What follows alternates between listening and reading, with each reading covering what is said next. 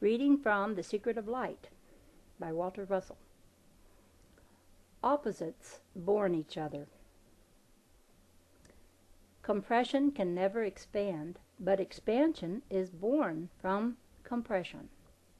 Conversely, expansion can never compress, but compression is born from expansion. They can interchange with their opposites with every pulse beat, and they do. Each opposite is born from the other.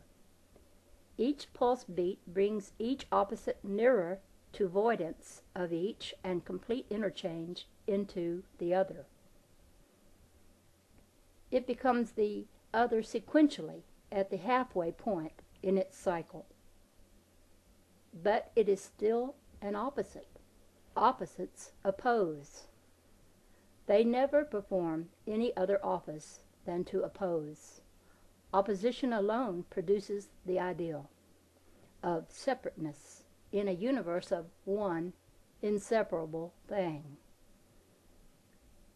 The opposite of water is water vapor. Water is a compressed condition. It is the father light. Water vapor is the expanded condition of water. It is the mother light. They are two halves of one, which never can be one.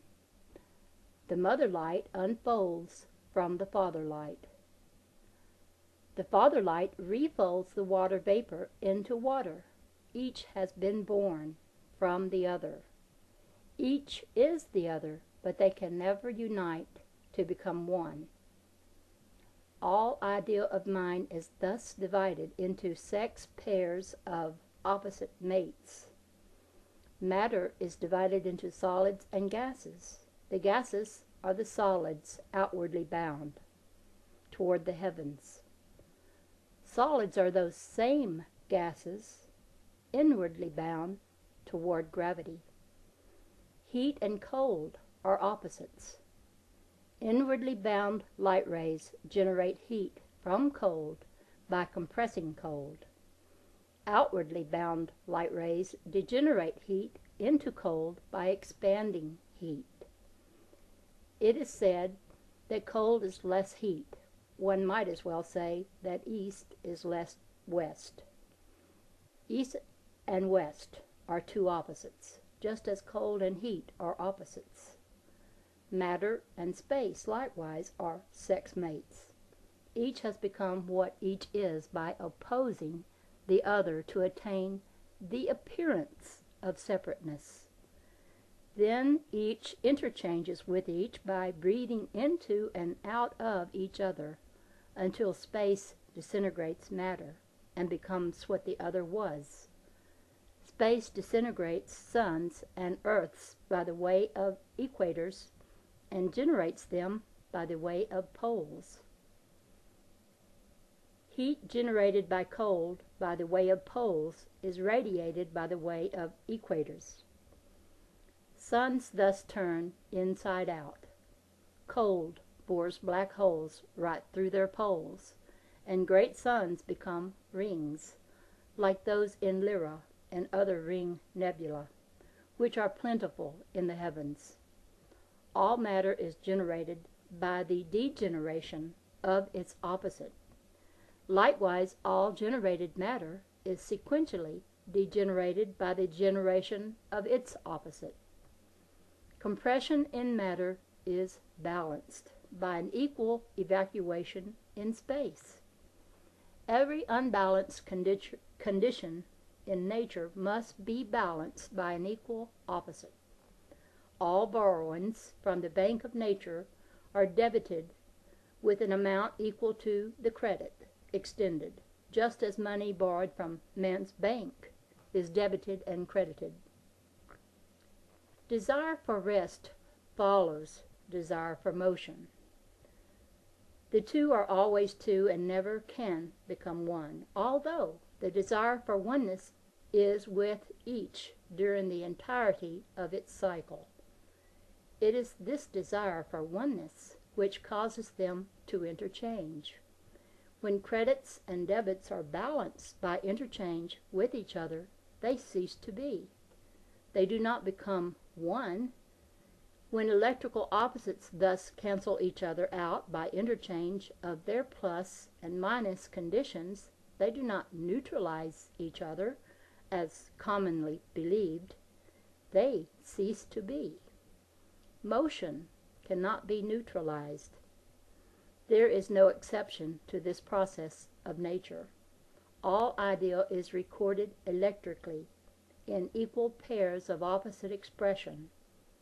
Each of the pair cancels the other out in cyclic periodicities.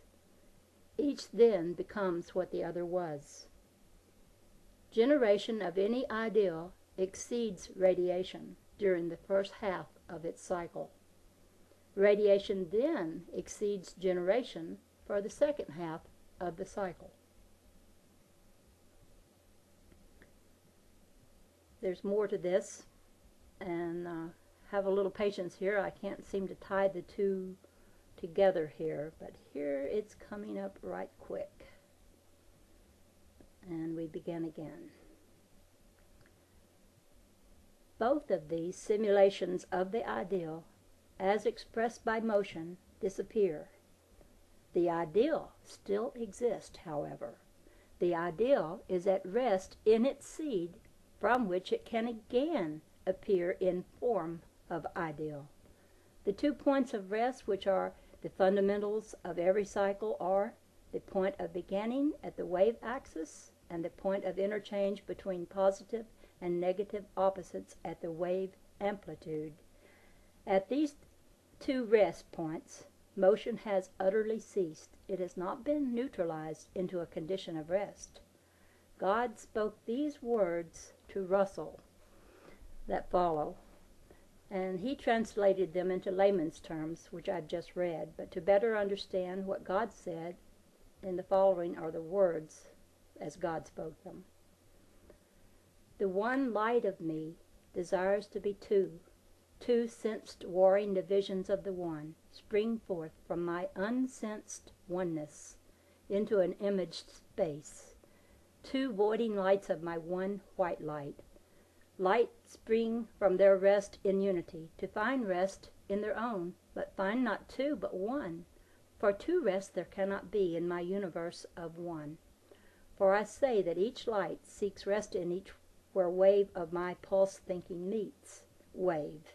And at that mutual point of rest, each voids each in the one from which another 2 spring into their mirrored infinities. Hear thou me when I say that all things which flow from me are sex-conditioned pairs of 2, even to the cosmic dust of space, which formeth new worlds, yea, and even to the heart of blazing suns. Not is there in my divided universe which is not sex-conditioned, sex-interchanging, and sex-balancing. Thus these moving pairs seek balance, balance in voidance forever, to repeat the thought patterns of my thinking in the sex-balancing voidance of their conditioning.